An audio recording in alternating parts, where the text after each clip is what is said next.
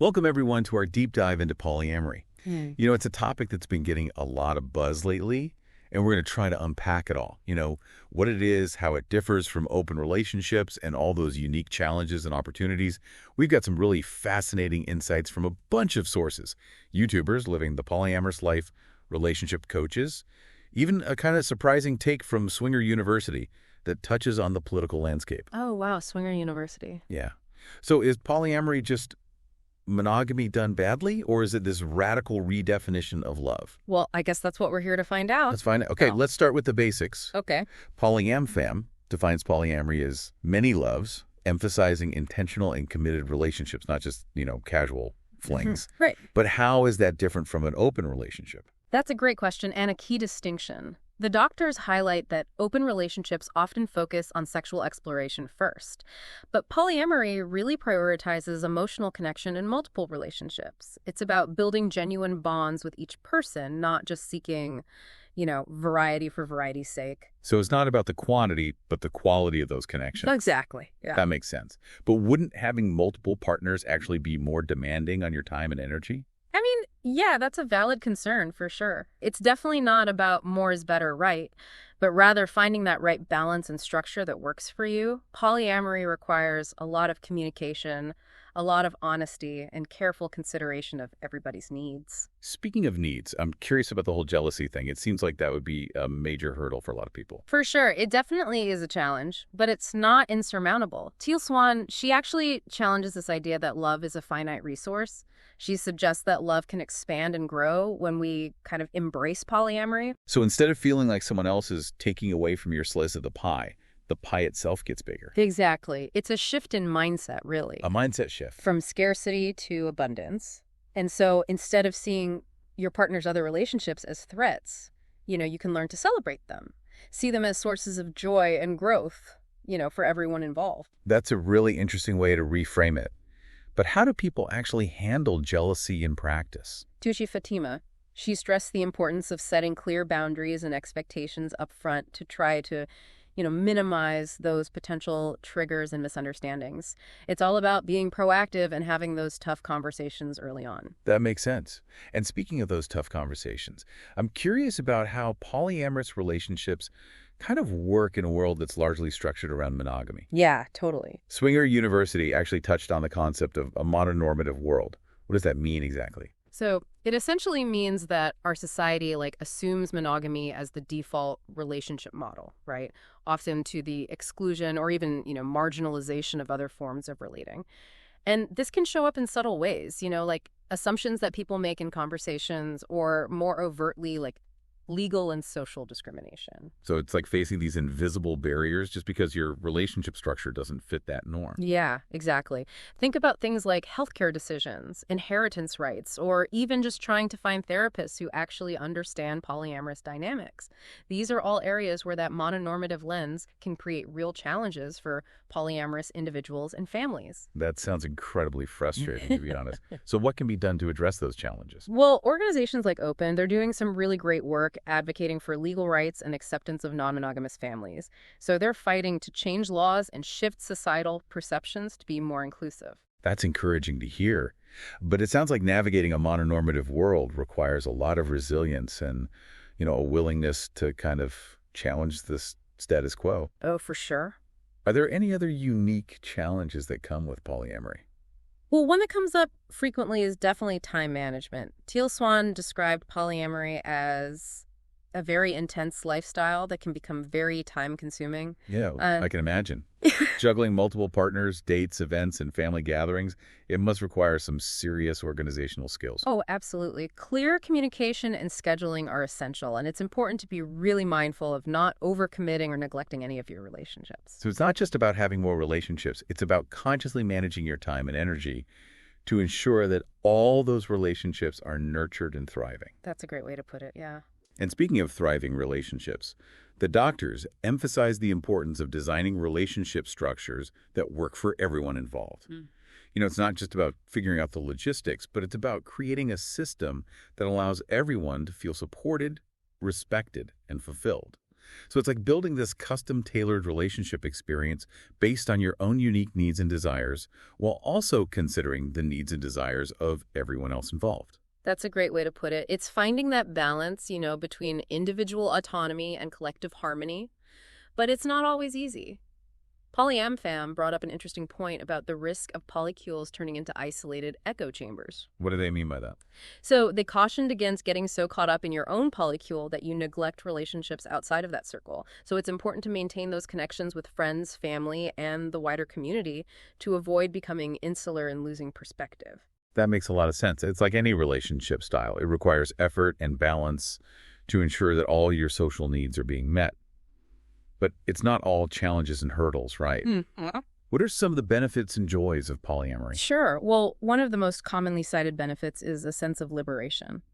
Teal Swan talked about how polyamory allows us to break free from those kind of restrictive confines of monogamy and really explore different facets of ourselves with different partners. So it's about embracing the full spectrum of human connection, not limiting ourselves to just one type of relationship. Exactly, yeah. And PolyamFem emphasized how this can actually lead to more authentic and fulfilling relationships because there's less pressure to conform to societal expectations or pretend to be someone you're not. That's a powerful idea. Yeah, It's about showing up as your true self and finding partners who love and appreciate you for exactly who you are, quirks and all. Right. Yeah. Exactly. And that level of acceptance can be incredibly empowering. Another benefit that our sources highlighted was the potential for accelerated personal growth. Teal Swan described polyamory as an aggressive path of growth and self-development, Yes. which makes sense given the constant navigation of complex emotions and communication challenges. No, it's like relationship boot camp for personal growth. That's a great analogy. Yeah. But it's not just about romantic growth, right? Exactly. Yeah. Tucci Fatima talked about how polyamory can make you a better communicator, more empathetic, and more self-aware in all areas of your life. Really? Yeah. It's like this ripple effect of positive change that extends beyond just your romantic relationships. That's really interesting. So it sounds like polyamory, while challenging, can also be incredibly rewarding on a personal level. It certainly can be. And there's another benefit that might seem counterintuitive at first, increased security and stability. Wait, isn't monogamy supposed to be like the epitome of security? That's what we often think, but Teal Swan pointed out that relying solely on one person for all our emotional and practical needs can actually make us more vulnerable. I never thought about it that way. Think about it. What happens if that person gets sick or passes away or the relationship ends? You've lost your entire support system. But with polyamory, you're building a network of care and support. Yeah. Not putting all your eggs in one basket. So it's like diversifying your relationship portfolio, which can actually provide a sense of security and stability that monogamy doesn't always offer. Exactly. And that stability can extend beyond just emotional support. Think about practical matters like childcare or financial assistance. Having multiple partners who are committed to supporting you and your well-being can make a huge difference, especially when you're facing life's challenges. It's like having a built-in community of care, which is a powerful thing. Yeah. But wouldn't this kind of setup lead to, complications or even competition between partners? Mm-hmm. How do polyamorous people manage those dynamics? That's a great question, and one that we will definitely explore in more detail in the next part of our deep dive. We'll delve into communication styles, relationship structures, and, the practicalities of managing multiple relationships. This is getting really interesting. I can't wait to learn more. Welcome back to our deep dive into polyamory. Last time we talked about the basics of what polyamory is and, some of the challenges and benefits that it presents. Now let's unpack some of the more nuanced aspects, starting with how people actually manage the dynamics of having multiple partners. Yeah, that's a great question. One of the keys is open and honest communication. PolyamFam and Kyle Elliott both emphasize the importance of establishing really clear boundaries and expectations with all partners from the get-go. So it's not just about being open to multiple relationships, it's about being open within those relationships as well. Absolutely. Yeah, transparency and clear communication are absolutely vital for building trust and, avoiding misunderstandings. And Tochi Fatama, she shared some really practical tips on how to actually have those sometimes difficult conversations. What kind of tips? She suggested using tools like the relationship scorecard and the compatibility deck to facilitate discussions about boundaries, expectations, and even sexual health.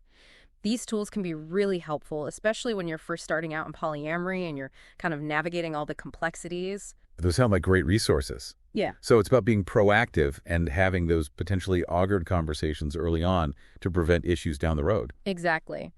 And the doctors reminded us that it's also crucial to consciously design, relationship structures that work for everyone involved. It's not about figuring out how to fit multiple people into your life. It's about creating a system that actually allows everyone to thrive. That makes sense. It's about more than just logistics. It's about creating a thriving ecosystem of relationships where everyone feels supported and respected. Precisely. And that can take many different forms. There are, various types of polyamorous relationships, from hierarchical structures where there's a primary partner and then secondary partners to more egalitarian arrangements where all the relationships are considered equal. So it's not a one-size-fits-all model. There's flexibility to kind of create a structure that works for the specific individuals involved. Exactly. And that structure can evolve over time, as needs and circumstances change. Flexibility and adaptation are key. Speaking of adaptation, let's circle back to the concept of a mononormative world that Swinger University brought up. How do polyamorous people navigate a society that often just assumes monogamy as like the default? Well, it can be a real challenge. It can involve anything from awkward conversations at family gatherings to facing discrimination in housing or employment or even healthcare. That sounds incredibly frustrating and unfair. It is, yeah, and that's why organizations like Open are fighting for legal rights and acceptance of non-monogamous families. They're working to change laws and shift societal perceptions to be more inclusive of diverse relationship styles. That's inspiring to hear. But beyond the legal and social challenges, there are also these internal hurdles to overcome, right? We talked about jealousy before, but are there other emotional complexities that come with polyamory? Absolutely. Teal Swan, she described polyamory as an aggressive path of growth and self-development. And that's not an exaggeration. It requires a lot of self-awareness, emotional intelligence, and, a willingness to challenge your own ingrained beliefs and insecurities. So it's not for the faint of heart. It requires a certain level of emotional maturity and a commitment to personal growth. It does, yeah. But for those who are willing to put in the work, it can be incredibly rewarding. Speaking of rewards, let's shift gears and focus on some of the more positive aspects of polyamory. We touched on liberation and personal growth before, but are there other benefits that our sources highlighted? One that stood out to me was the potential for deeper and more meaningful connections. Teal Swan, she suggested that polyamory can allow us to experience a wider range of love and intimacy. Not just romantic love, but also platonic love, familial love, even self-love. So it's about expanding our capacity for love and connection in all its forms. Exactly, and that can lead to a richer and more fulfilling life overall. PolyamFam even talked about how polyamory can actually enhance our sense of security and stability in life because we have this wider network of support and we don't rely solely on one person for all our needs. That makes sense. It's like having a built-in community of care, which can be incredibly valuable when facing life's challenges. But wouldn't having multiple partners also increase the risk of, heartache or trauma? Any relationship, whether monogamous or polyamorous, carries the risk of heartache. But polyamory doesn't necessarily increase that risk. In fact, some people find that, the clear communication and emotional maturity required for polyamory can actually lead to more stable and fulfilling relationships. So it's not about avoiding pain or drama altogether. It's about, developing the skills and resilience to navigate those challenges in a healthy way. Exactly. And that brings us to an important point. Polyamory is a journey, not a destination. It's a constant process of learning, growing, and evolving both individually and as a community. That's a beautiful way to put it. It's not about finding the perfect formula or achieving some utopian ideal.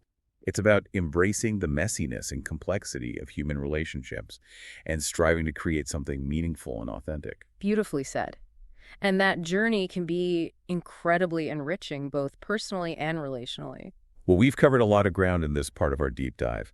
We've explored the dynamics of managing multiple relationships, the challenges of navigating a mononormative world, and some of the rewards and benefits of polyamory. But there's still more to uncover.